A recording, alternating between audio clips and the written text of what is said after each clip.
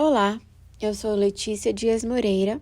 Estou fazendo a leitura do livro Como Flechas, Preparando e Projetando os Filhos para o Propósito Divino, de Luciano e Kelly Subirá. Capítulo 2. Propriedade Divina. Os filhos não nos pertencem. A Bíblia demonstra que eles são propriedade do Senhor. Herança do Senhor são os filhos, o fruto do ventre seu galardão. Salmos 127, verso 3. Qual é o significado da palavra herança? A palavra hebraica utilizada no original é nashala e significa possessão, propriedade, herança, quinhão, porção, parte, herança. A ideia de herança está atrelada ao conceito de propriedade, de posse. Recebemos nossos filhos do Senhor, como dádiva dele. Algumas versões utilizam a expressão galardão, outras optam por recompensa, e ainda há as que prefiram presente. Contudo, é imperativo entender que não se trata de uma transferência de posse da qual não há mais prestação de contas. Se fosse assim, não haveria cobrança alguma da parte de Deus em relação aos pais que falharam com os filhos. Entendemos que os filhos são propriedade do Senhor e, sem deixar de sê-lo, nos foram confiados. Devemos criá-los com a consciência de que responderemos a Deus sobre essa tarefa. Essa consciência deveria não apenas nos tornar responsáveis na execução da nossa nobre missão, como também guiar-nos à conclusão de que os filhos vieram de Deus, como dádivas divinas, e voltam para Ele, no sentido que precisam conhecê-lo e servi-lo. Portanto, diante dessa compreensão, qual é a responsabilidade primária dos pais? É mais que suprir as necessidades físicas e emocionais. É levar os filhos a viver a vida em Deus. E vocês, pais, não provoquem os seus filhos à ira, mas tratem de criá-los na disciplina e na admoestação do Senhor. Efésios capítulo 6, verso 4. A palavra traduzida por criar no original grego é ekprefo e significa alimentar até tornar-se maduro, educar, nutrir, criar. Qualquer aspecto de interpretação dessa palavra apontará na direção de um trabalho contínuo e ininterrupto. Alimentar, educar e criar não é algo que fazemos apenas em um dia da semana. É ato contínuo. Com a criação espiritual não é diferente. De igual modo, deve ser atividade diária e permanente. Cumprir esse papel deveria produzir em nós grande alegria. Não tenho maior alegria do que esta, a de ouvir que os meus filhos vivem de acordo com a verdade. 3 João, capítulo 4. David e Carol Sumerk pontuam o assunto assim: a primeira responsabilidade de pais cristãos é levar seus filhos de volta para Deus. O evangelho da salvação e santificação em Cristo Jesus deve ser o centro de todas as nossas atividades como pai. Por Luciano. Eu nasci e cresci num lar cristão, o que me enche de gratidão. Pude criar meus filhos repassando o mesmo bastão da fé que me foi entregue. E eles estão cientes e convictos das responsabilidades de fazer o mesmo com a próxima geração. Entretanto, o meu pai, Juarez Subirá, não teve o mesmo privilégio. Nascido e criado numa família desestruturada, ele perdeu o pai quando tinha cerca de 12 anos de idade, por suicídio. Não temos conhecimento de ninguém na ascendência de meu pai que tenha se convertido a Cristo. Até onde sabemos, ele compõe a primeira geração de convertidos. Aos 18 anos, quando teve seu encontro com Cristo, ele teve contato com o texto bíblico que afirma: Deus faz com o que é solitário, mora em família. Salmos 68, verso 6, parte A. A partir da descoberta de que o Criador tinha um plano para a família, papai tomou uma decisão. Mesmo não tendo um background evangélico, mesmo sendo a primeira geração a converter-se, ele se empenharia para que as gerações seguintes vivessem o legado da fé e uma realidade diferente. Por causa da decisão dele, meus irmãos e eu fomos conduzidos a Cristo e pudemos fazer o mesmo com os nossos filhos. Se você teve o mesmo privilégio que eu, de nascer e crescer numa família de convertidos a Cristo, sua responsabilidade de perpetuar o legado da fé é ainda maior. Contudo, mesmo que você, à semelhança de meu pai, não tenha cristãos em sua ascendência, pode tomar a decisão de, a partir de você, garantir que as gerações futuras conheçam e sirvam ao Senhor. Todo pai e mãe deve ter consciência da responsabilidade de transmitir um legado espiritual. Mais do que apenas conhecer e servir a Deus, os pais devem guiar seus filhos a conhecê-lo. O Criador espera que cada geração prepare espiritualmente a geração seguinte. Essa expectativa fica evidente na ordem, não sugestão, que ele deu aos pais. Estas palavras que hoje lhe ordeno estarão no seu coração. Você a inculcará a seus filhos, e delas falará quando estiver sentado em sua casa, andando pelo caminho, ao deitar-se e ao levantar-se. Deuteronômio, capítulo 6, versos 6 e 7. A primeira coisa a ser destacada na ordem divina é que ela é algo a ser executado diariamente. O Senhor determinou que os pais devem falar da palavra a seus filhos ao deitar-se e ao levantar-se, e uma vez que ambas as ações se repetem dia após dia, consequentemente a orientação divina tem que ser vista da mesma forma. Isso não apenas destaca a responsabilidade paterna de orientação espiritual diária, como também nos remete ao conceito de continuidade geracional.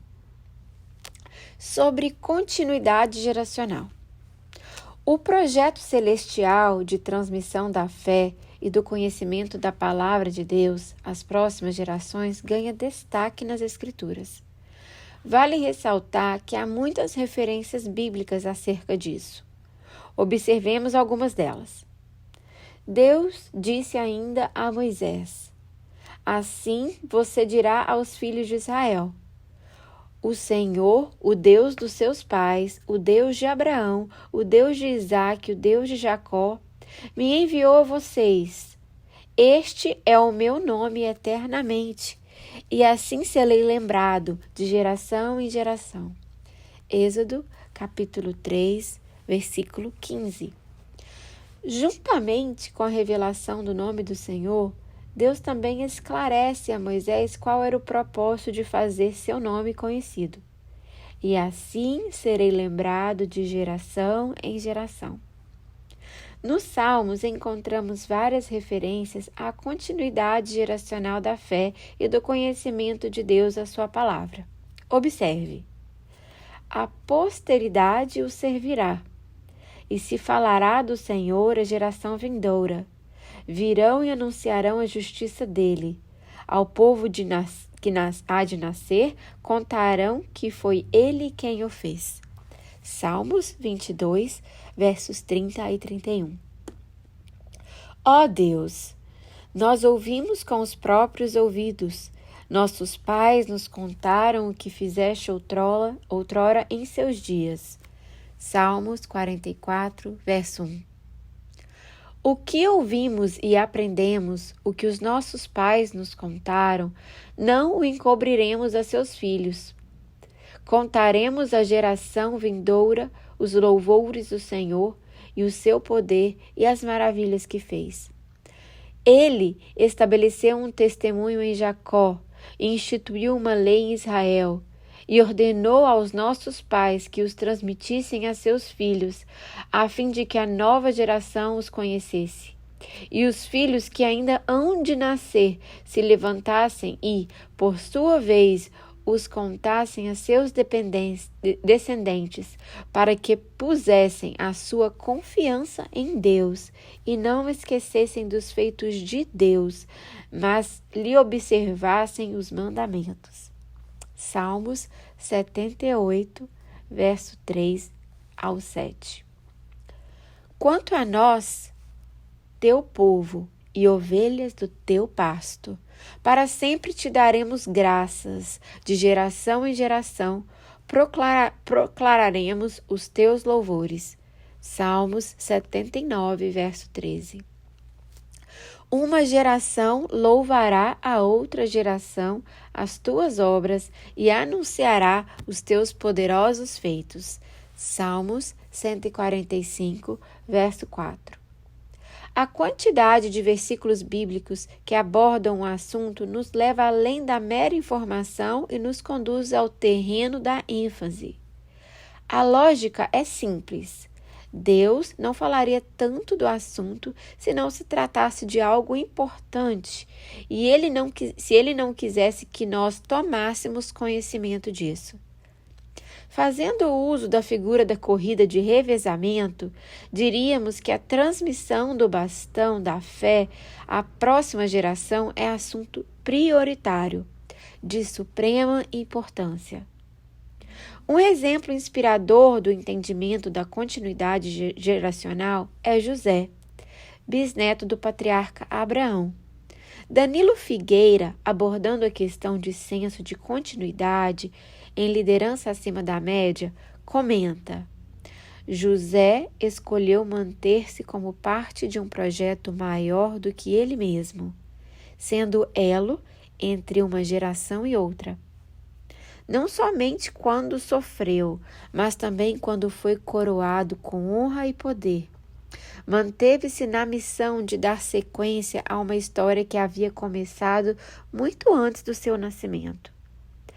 Essa perspectiva o ajudou a ver a vida de uma forma mais ampla e cheia de propósito. Tanto é verdade que, quando finalmente se reencontrou com os irmãos que haviam traído, estando em condição de se vingar, ele não o fez. Em vez disso, não apenas os perdoou, como se assumiu um missionário que apenas havia chegado na frente para lhes preparar o caminho. Isso tem a ver com a honra que se presta às gerações passadas, mas também com o compromisso que se assume em relação às gerações futuras. Não se trata apenas de desfrutar de uma herança acumulada, mas também de ampliá-la e transferi-la adiante. Perceba que o compromisso de José não era apenas dar socorro a seu pai e seus irmãos num tempo difícil, mas garantir condição de que suas próprias gerações prosperassem. Não era beneficência que o movia, mas visão. Foi nessa perspectiva que usou de influência sobre o poderoso faraó, para que fosse possível, dado aos familiares direito de viver em Gósen, a melhor região disponível. Qual é exatamente a importância dessa continuidade geracional da fé? Ter nossos filhos e posteridade firmes na palavra é mais do que gratificante. Como declarou o apóstolo João, é maior alegria. Não tenho maior alegria do que esta, a de ouvir que os meus filhos vivem de acordo com a verdade. Ainda que João falasse sobre os filhos espirituais, não exclusivamente dos naturais, ele só fez uso da analogia por saber que ela seria entendida pelo que são pais naturais. Entretanto, apesar da alegria e realização pessoal que alcançamos por ver nossos filhos amando e servindo ao Senhor, nossa motivação de preservar a continuidade geracional da aliança firmada com Deus deve ir além da esfera de realização paterna. Seria egoísmo parar apenas nesse nível. É necessário entender que isso afeta diretamente o estabelecimento do reino de Deus na Terra. Como? O plano divino é multigeracional. O que Deus intencionou fazer na Terra nunca foi apenas uma ou algumas gerações, mas para todas. Quando o Senhor prometeu a Abraão que faria algo que alcançaria todas as famílias da terra, em Gênesis capítulo 12, 3, ele não limitou sua promessa apenas aos dias que o patriarca estivesse vivo. Essa é a razão pela qual as Escrituras enfatizam. Ao falar de Abraão e dos patriarcas, pessoas que morreram na fé, e destaca, não obtiveram as promessas, mas viram-nas de longe e alegraram. Hebreus, capítulo 11, verso 13. O projeto divino envolvendo o pai da fé e sua família claramente envolvia a visão de preparar as próximas gerações. Porque eu o escolhi para que ordene aos seus filhos e à sua casa depois dele, a fim de que guardem o caminho do Senhor e pratiquem a justiça e o juízo, para que o Senhor faça vir sobre Abraão o que lhe prometeu. Gênesis, capítulo 18, verso 19. Abraão recebeu tanto uma promessa para as gerações futuras, como também a responsabilidade de cooperar com ela, o que tornava a promessa condicional. A missão de ordenar aos seus filhos e à sua casa a guardarem o caminho do Senhor e a praticarem a justiça e o juízo era determinante, não apenas para que Abraão, como pai, se regozijasse pela vida espiritual dos seus filhos, mas também para que o plano divino se cumprisse na terra. Era o propósito do Criador que estava em jogo, e temos que levar em conta isso. Na dependência de que o patriarca levasse a sério o encargo recebido, criar filhos é mais do que um privilégio, é uma responsabilidade. Não só no que diz respeito à eternidade deles, como também quanto ao avanço do reino de Deus. É uma incumbência divina e precisa ser vista e praticada como tal. Juntamente com a ordem de ensinar as gerações seguintes a andarem no caminho do Senhor, foi dado a Abraão um sinal que serviria de selo na sua aliança com Deus e que deveria ser transmitido de geração em geração: a circuncisão. Deus disse ainda a Abraão: guarde a minha aliança, você e sua descendência, no decurso das suas gerações. Esta é a aliança que vocês guardarão entre mim e vocês e a sua descendência. Todos o sexo masculino que estão no meio de vocês deverão ser circuncidados. Vocês devem circuncidar a carne do prepúcio, e isso servirá como sinal de aliança entre mim e vocês. O menino que tem 8 dias será circuncidado entre vocês. Todos o sexo masculino nas suas gerações devem ser circuncidados. Também o escravo nascido em casa e o comprado de qualquer estrangeiro, que não for da sua linhagem. Deve ser circuncidado o que nasceu em sua casa e o que você comprou com dinheiro. A minha aliança estará na carne de vocês e será aliança perpétua. O incircunciso que não tiver sido circuncidado na carne do prepúcio deve ser eliminado do meio do povo, pois quebrou a minha aliança. Gênesis, capítulo 17, verso 9 ao 14.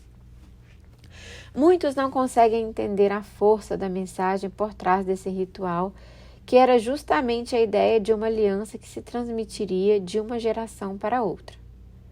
Por envolver o derramamento de sangue, a aliança enquadrava-se dentro dos conhecidos costumes dos povos antigos, como o mais alto nível de aliança que poderia ser firmado entre as partes, uma aliança de sangue. Ela retratava um compromisso sério, profundo e que não deveria ser quebrado. Contudo, além de expressar a força do comprometimento, a circuncisão também comunicava sua natureza multigeracional. E o patriarca tanto entendeu como imediatamente cumpriu o que lhe foi ordenado. Naquele mesmo dia, Abraão tomou seu filho Ismael e todos os escravos nascidos em sua casa, e todos os que ele tinha comprado com o seu dinheiro, todos os do sexo masculino que haviam em sua casa, e circuncidou a carne do prepúcio de cada um, como Deus lhe havia ordenado. Gênesis capítulo 17, verso 23. Era responsabilidade do pai circuncidar seus filhos. Em outras palavras, transmitir à geração seguinte a mesma aliança que ele tinha com Deus. A mensagem de continuidade geracional é clara nesse rito firmado pelo Senhor. Vale ressaltar que o lugar escolhido para se efetuar a marca da aliança também era simbólico. O prepúcio a ser cortado era nada mais, nada menos que a pele que cobre o pênis, o órgão reprodutor masculino. Portanto, ao circuncidar o filho, o pai não apenas estava transmitindo a aliança que ele mesmo tinha com Deus, como também estava comissionando o filho a fazer o mesmo no futuro. A mensagem para aquele garoto, ainda que não verbal, era: quando você crescer e chegar o momento de procriar, terá um lembrete em seu próprio órgão reprodutor da responsabilidade de fazer exatamente o que foi feito com você e transmitir a aliança com o Senhor à próxima geração depois de você. Algo que não pode ser ignorado na ordenança divina dada a Abraão é a sua natureza, definida pelo próprio Senhor, como uma aliança perpétua. Gênesis capítulo 17, verso 13. Sempre que as Escrituras empregam essa terminologia, falam de algo que não terá fim.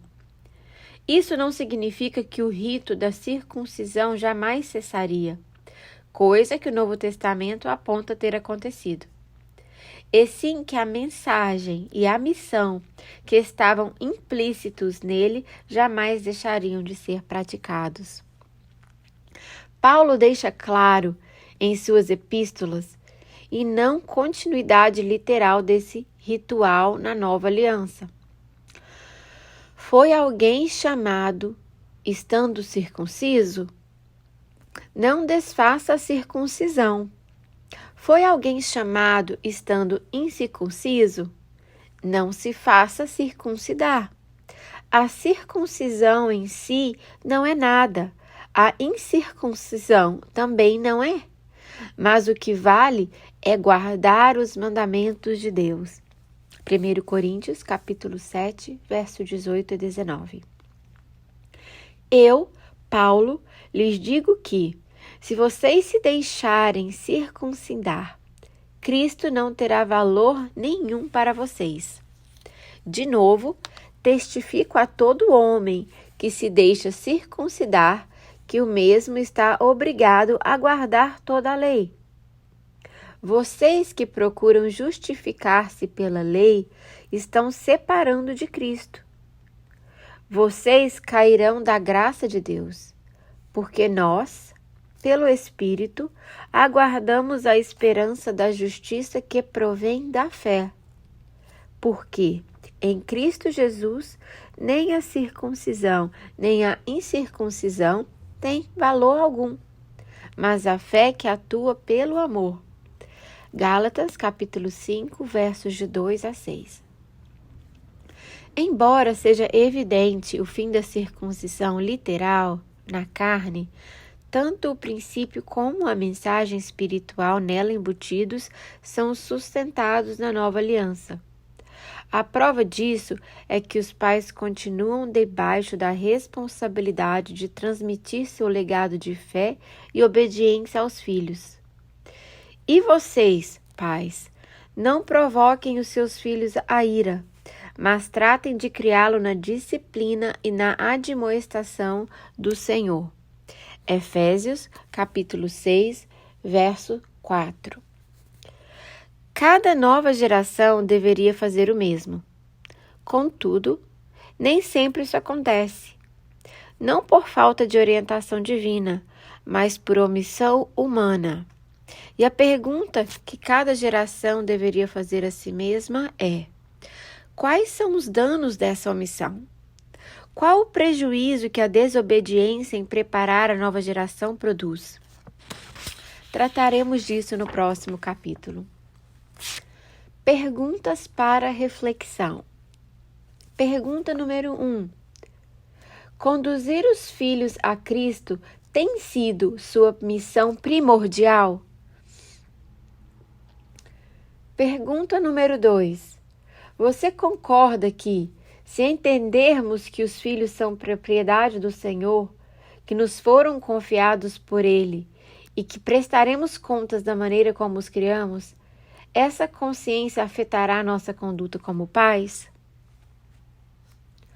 Pergunta número 3. À semelhança de uma corrida de revezamento, cada geração precisa passar o bastão para a próxima.